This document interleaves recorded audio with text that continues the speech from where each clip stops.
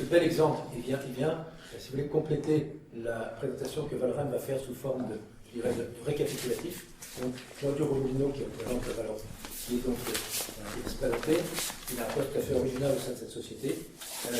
Il va récapituler le mode d'intervention qu'il propose et qu'ils ont réalisé dans un certain nombre de collectivités locales. Claudio. Oui, alors, bonjour tout le monde.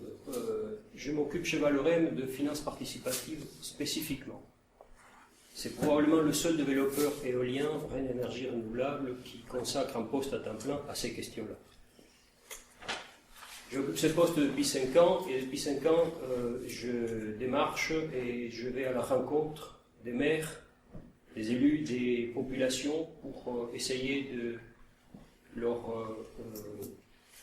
donner l'appétit de la participation, voir de quelle façon il est possible de monter des projets avec les territoires. Parce que la philosophie de Valorem, c'est qu'on ne fait pas un projet contre la volonté ni des élus, ni des populations. Donc, dans la mesure du possible, pour avancer de façon sereine dans le développement d'un projet, il faut se trouver des alliés locaux, des gens qui croient au projet.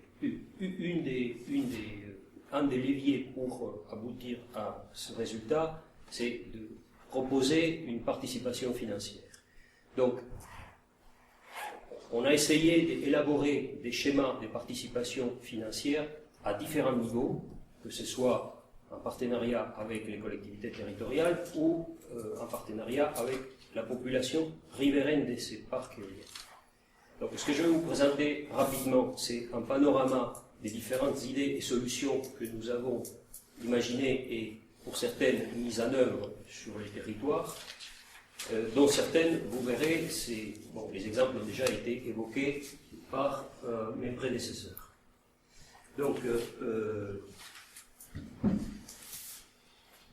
d'abord et rapidement, mais ça, je pense que ceux qui s'intéressent à ces questions d'investissement le savent déjà, pour constituer une société de projet, les capitaux qui sont nécessaires, généralement, les ratios investissement en fonds propres et en dette sont de 80% pour la dette et 20% pour les fonds propres. Alors, la première et la plus simple des solutions pour associer les acteurs du territoire, c'est celle que nous avons expérimentée avec Ferme de Figeac, Laurent Cos vous l'a exposé tout à l'heure, c'est qu'on les fait entrer au capital en leur ouvrant une part des fonds propres à y apporter. Ils sont venus nous ouvrir, mais nous avions déjà une démarche proactive auprès, non pas de la coopérative agricole qu'on ne connaissait pas à ce stade, mais des élus locaux. Et l'idée, c'était de leur proposer d'entrer au capital en investissant l'argent que la fiscalité locale allait leur apporter dans les premières années d'exploitation. On le verra plus loin dans une diapositive plus explicite comment ça peut fonctionner. Mais c'est toujours le même principe.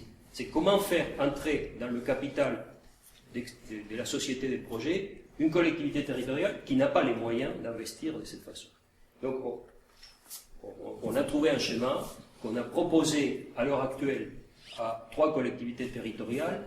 Les dossiers sont plus ou moins avancés selon les exemples, mais pour l'instant ça n'a pas encore été réellement mis en œuvre. Alors, le premier parc éolien, celui dont on a parlé avec Laurent Cos, qui se trouve à la lisière du Lot et du Cantal, ce serait la première. Ces chantiers s'ouvrent en septembre pour une mise en service au printemps 2016. Et l'idée, donc, c'est de, déjà, avec ce premier exemple, intégrer les 2 collectivités locales concernées, une communauté de communes et 2 communes du Cantal, au capital de la société.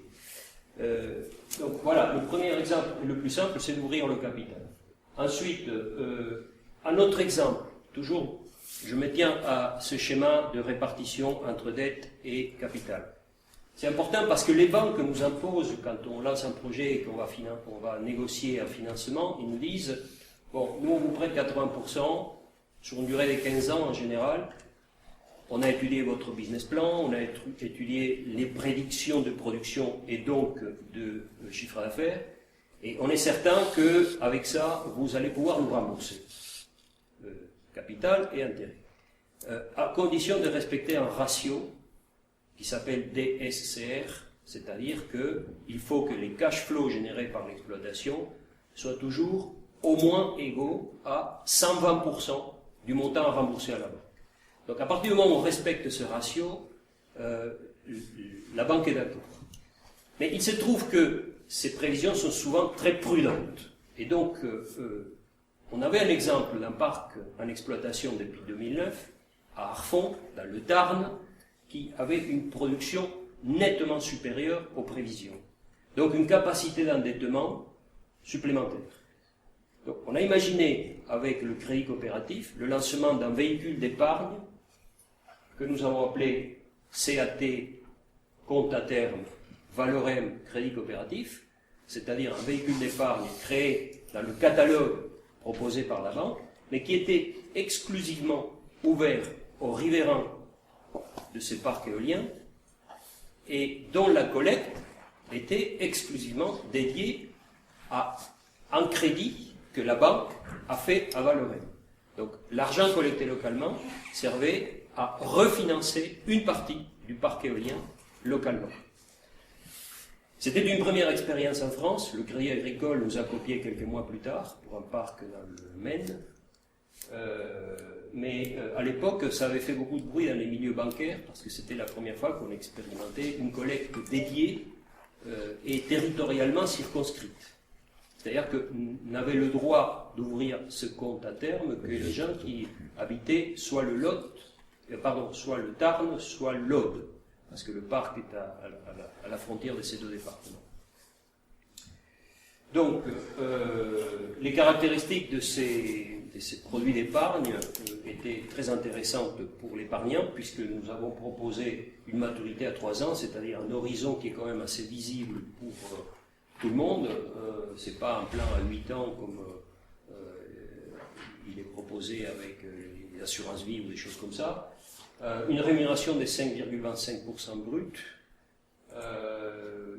La population cible, je vous l'ai dit. L'objectif des collectes était de 250 000 euros, avec un ticket d'entrée fixé par la banque à 2 500 euros, alors que je m'étais battu pour essayer d'avoir un ticket d'entrée le plus faible possible. Je voulais qu'à partir de 100 ou 500 euros, il soit possible d'y venir, mais la banque, pour des raisons de coût de gestion, n'a pas voulu. Donc, ils nous ont fixé le ticket d'entrée à 2500, mais on a fixé quand même un plafond à 25 000 pour qu'il n'y ait pas les 2 ou 3 notables du coin qui raflent la mise. La durée de la collecte a été de 45 jours, montant collecté 273 500 euros, donc on a dépassé l'objectif. Il y a eu 17 souscripteurs, dont 8 au plafond. Il s'est avéré donc que ce que je croyais être un problème de plancher, le ticket d'entrée, c'était plus un problème de plafond, c'est-à-dire qu'on a compris que si on avait mis le plafond plus élevé, les gens auraient souscrit quand même. Il faut voir que ce sont les gens qui sont habitués à gérer leur épargne et qui ont une certaine épargne, qui ont tout de suite compris l'intérêt de la chose et qui ont vidé certains comptes qu'ils avaient par ailleurs pour l'investir là. Et nous, ça nous a coûté un point de plus qui était la rémunération de la banque. Alors ça peut paraître beaucoup, 6,25% dans un contexte de déflation de taux d'intérêt. Bon, c'était il y a 3 ans, hein, c'était moins marqué que maintenant, mais déjà quand même 6,25 par rapport au taux pratiqué pour les crédits de projets qui étaient à l'époque autour des 4,5%, ça pouvait paraître cher. Mais ce n'est pas à ça qu'il faut comparer ce taux. Il faut le comparer plutôt à ce que coûte pour une société comme la nôtre d'accéder à des fonds propres. Parce que ce crédit a servi à substituer des fonds propres que Valorem avait avancés pour construire ce parc éolien. Nos fonds propres nous coûtent, à l'époque, nous coûtaient 12%. Donc pouvoir accéder à de l'argent à 6,25, pour nous c'était très attractif. Tout comme c'était très attractif pour l'épargnant de base à qui on venait proposer 5,25%, alors que le taux du livret A à l'époque était à 2%, je crois. Maintenant il est à 0,75%. Bref, c'était une expérience concluante qui se termine en novembre prochain, dans 2-3 mois, mais qu'on va probablement renouveler. Un autre exemple de schéma que nous proposons aux acteurs du territoire. J'englobe dans cette appellation les élus locaux, les collectivités territoriales et les populations. un collectif d'acteurs locaux lance un appel d'offres pour la construction d'un parc photovoltaïque de 12 MW à Narbonne, bon, un des secteurs les mieux ensoleillés de France. Donc un productible très attractif, mais le collectif local voulait, même s'ils n'ont pas les moyens, voulait quand même avoir son mot à dire, un intérêt financier et pouvoir mobiliser du monde localement, la population et les autres collectivités territoriales qui n'étaient pas à ce stade de partie prenante. Donc ils ont lancé un appel d'offres auquel nous avons répondu aux côtés des principaux acteurs du solaire photovoltaïque en France. Nous avons été retenus parce que le modèle que nous avons présenté leur a semblé le plus avantageux pour le territoire. En quoi ça consistait? Eh bien, nous leur avons cédé la gouvernance.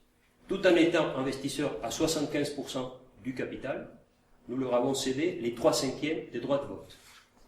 Donc on a décorrélé la participation au capital de droits de vote. Un peu comme le fait la coopérative, pour qui, peu importe le montant que vous y mettez, c'est un homme, une voix. Là, Ou la commanditaire. Hein? Ou la commanditaire. Bon, je ne m'aventurerai pas sur ce terrain que je connais moins. En tout cas, on a décorrélé participation au capital et droit de vote, en leur cédant 3/5 de la gouvernance, en valorisant leur participation au développement. D'une certaine façon, ils participent au développement du projet. Donc on a valorisé ça. Au moment de faire les comptes, quand le développement est terminé, qu'on a obtenu toutes les autorisations de construire, on dit, bon, ceux qui ont participé au développement, on va chiffrer ça, combien ça coûte.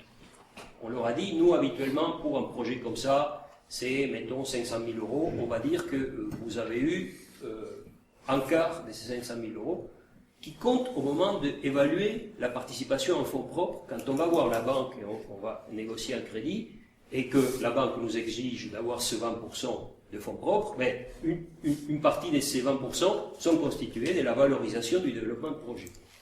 Donc on a été d'accord pour dire un quart de la valorisation du développement du projet revient au territoire. Donc c'est votre apport en fonds propres. Et enfin la prime de succès que se pratique dans les milieux du développement des énergies, c'est le fait d'avoir réussi à développer un projet, donne lieu à ce qu'on appelle un success fee, une prime de succès, et on l'a intégré, on a dit la prime de succès qui habituellement pour un projet de ce type est de temps, un quart de cette prime de succès vous revient. Donc en partageant de cette façon gouvernance et apport en capital, ça les a séduits et nous avons été retenus pour ce projet qui a été présenté à l'appel d'offres de Creux 3, qui est en cours de discussion actuellement, dont on attend les résultats pour bientôt. C'est 12 MW sur la commune de Narbonne.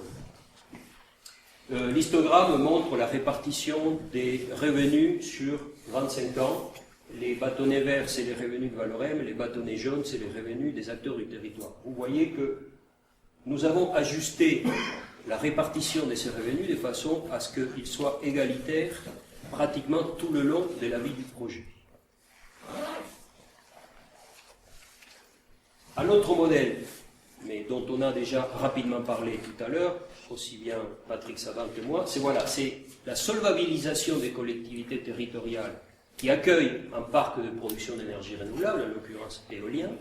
C'est-à-dire, on signe avec la collectivité territoriale, alors que le projet est encore au stade de développement et qu'on n'a aucune certitude qu'il va aboutir. On signe avec les collectivités territoriales une promesse unilatérale de cession des titres.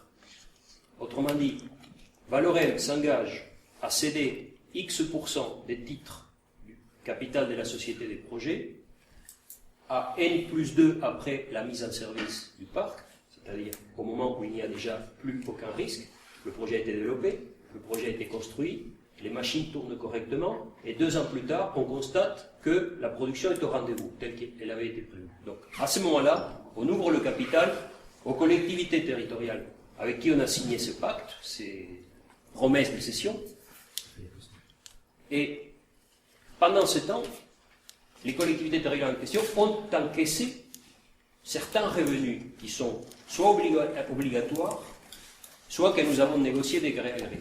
Parmi les revenus obligatoires, c'est la fiscalité locale.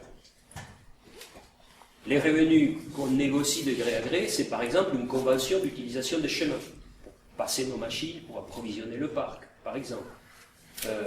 Dans l'exemple que je vous présente là, on a proposé aux collectivités, par exemple, là c'est un exemple en Loire-Atlantique, on a proposé 8 000 € par an de péage pour utiliser les chemins communaux.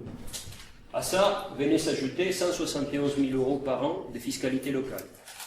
Si jamais la collectivité est propriétaire des parcelles sur lesquelles certaines machines vont tomber, à ça s'ajoute encore un loyer. Ces différentes formes de revenus forment le capital avec lequel la collectivité territoriale va pouvoir entrer au moment de l'ouverture du capital. Donc au moment où elle décide de lever la promesse que nous avons signée très en amont. Donc, comme vous le voyez dans la frise que j'ai dessinée là, il y a la phase de développement de projet, vert clair à gauche. C'est à ce moment-là que la promesse est signée. La phase des constructions, qui dure à peu près un an maximum pour un parc éolien. Et la plus grande partie qui concerne les 20 à 25 ans d'exploitation, c'est la partie bleue à droite, où vous avez 3 périodes. La première période de 2 ans, où nous sommes seuls à bord, à N+2 ou à N+3, peu importe, les parties se mettent d'accord à ce moment-là pour déterminer le meilleur moment où elle entre au capital. Il y a la période où la collectivité est entrée au capital de la société, mais les crédits bancaires n'ont pas encore été remboursés. Comme ils sont en moyenne sur 15 ans, on va dire qu'il reste 13 ans à rembourser la banque. Pendant cette période, les charges financières font qu'il y a très peu de dividendes, voire pas de dividendes du tout, surtout les 7 premières années. Donc, la collectivité peut dire, oui, mais donc si nous devons attendre les dividendes, c'est un peu long pour nous.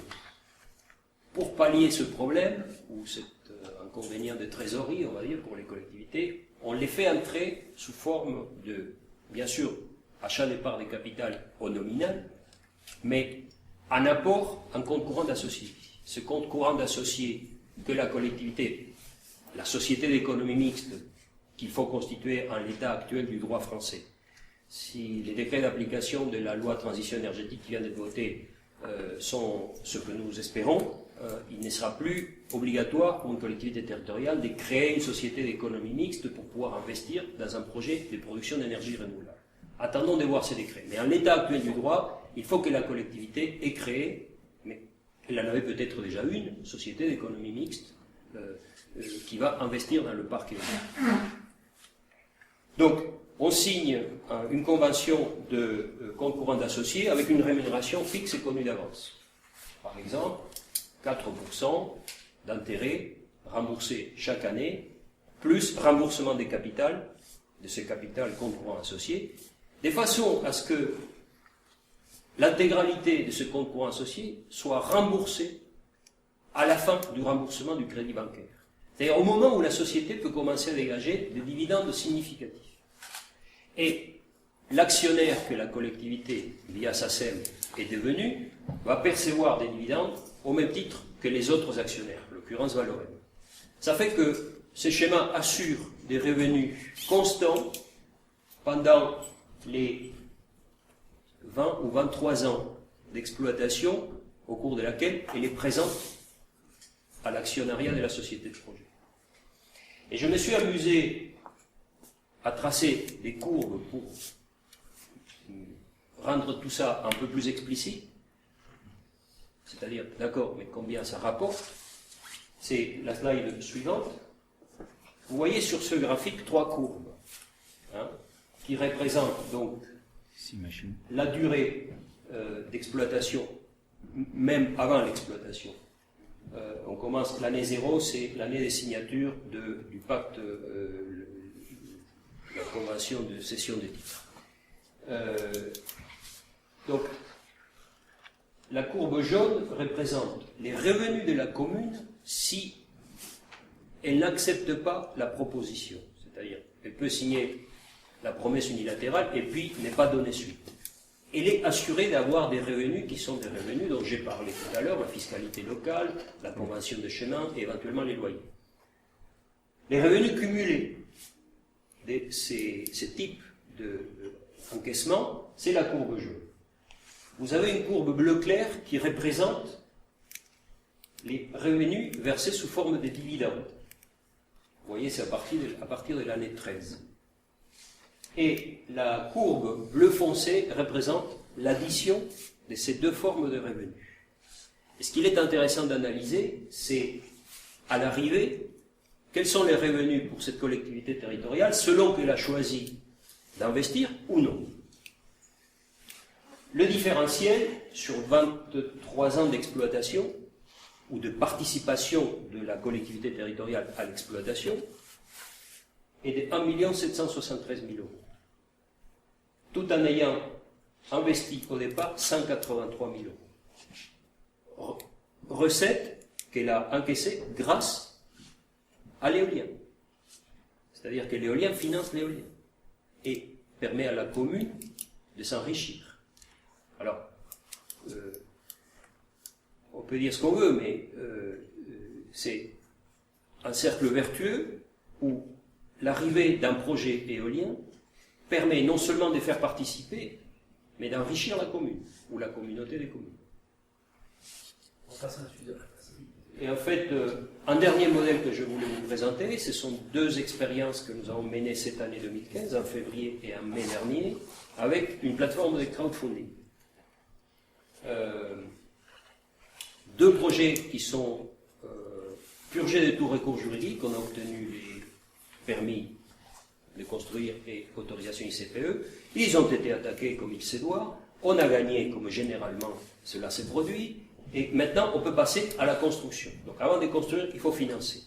Avant qu'on boucle le tour de table financier avec les banques, il se passe en général un an et demi. Pendant ce temps, il faut commencer à dépenser de l'argent pour les études géotechniques, pour les raccordements électriques, etc. Généralement, ces opérations-là sont financées par les fonds propres des Vallorais.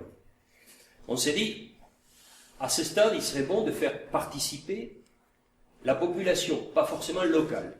Donc, on a lancé avec l'Endosphère, plateforme de crowdfunding, ces deux opérations, où on propose aux particuliers de prêter de l'argent sur 2 ans, rémunéré à 5% ou 6% pour les riverains. Alors, c'est nous qui définissons qui est riverain et qui ne l'est pas, en fonction des territoires. Et les remboursements sont faits sous la forme d'une échéance trimestrielle amortissable. C'est-à-dire qu'au bout de 2 ans, le particulier qui a prêté l'argent est intégralement remboursé, intérêts et capital. On a eu à chaque fois plus de 160 individus qui ont prêté, et on a collecté, alors qu'on s'était fixé un objectif prudent, parce que c'était une première, on voulait tester la formule, on s'était fixé un objectif de 60 000 euros pour chaque projet. Pour les 2 projets, on a eu 110 500 euros. À l'euro près, on a eu la même chose, à 3 mois d'intervalle, et l'un c'est en Picardie, l'autre c'est dans le Tarn. Donc, on est convaincu de la pertinence de la formule. Le seul inconvénient de ce modèle, c'est que l'ordonnance qui régit le crowdfunding en France ne permet pas à un particulier d'investir plus de 1 000 euros. Donc il y a beaucoup de gens qui ne se dérangent pas pour 1 000 euros, qui n'investissent pas. Ils le font soit par militantisme, soit pour tester la formule. Donc c'est la limite de ce modèle, c'est les 1 000 euros en question. Mais sachez qu'on peut investir à partir de 50 euros. Et là, il n'y a pas de problème des tickets d'entrée. Vraiment, tout le monde peut le faire, même un étudiant, pour peu qu'il soit convaincu. Donc on l'a testé et on va lancer une 3e formule, probablement dès le 1er octobre, pour un parc éolien en Loire-Atlantique, pas loin d'ici. Mais alors là, c'est un parc éolien qui est déjà construit. Donc la collecte va servir non pas à financer la préconstruction, mais ça va servir à refinancer des fonds propres que nous avons investis, comme dans le premier modèle que je vous ai cité tout à l'heure, d'Arfond dans le Tarn. Bon, c'est un parc éolien qui tourne depuis 2010, qui a fait cette preuve, encore une fois. Et cette fois-ci, on compte le faire sous une forme inédite, qui justement va s'affranchir de cette limite de 1 000 euros par personne. Donc il sera possible d'investir beaucoup plus par personne. C'est un système qui existe en droit français depuis les années 30 et qui était tombé totalement en désuétude, qui s'appelle les bons de caisse. Très Je bien. ne peux pas vous en dire plus pour le moment parce que ce n'est pas encore finalisé, mais c'est le projet. C'est de le lancer là le 1er octobre et de clôturer la collecte le jour de l'ouverture de la COP 21, le 30 novembre. Merci et bravo à Valorem.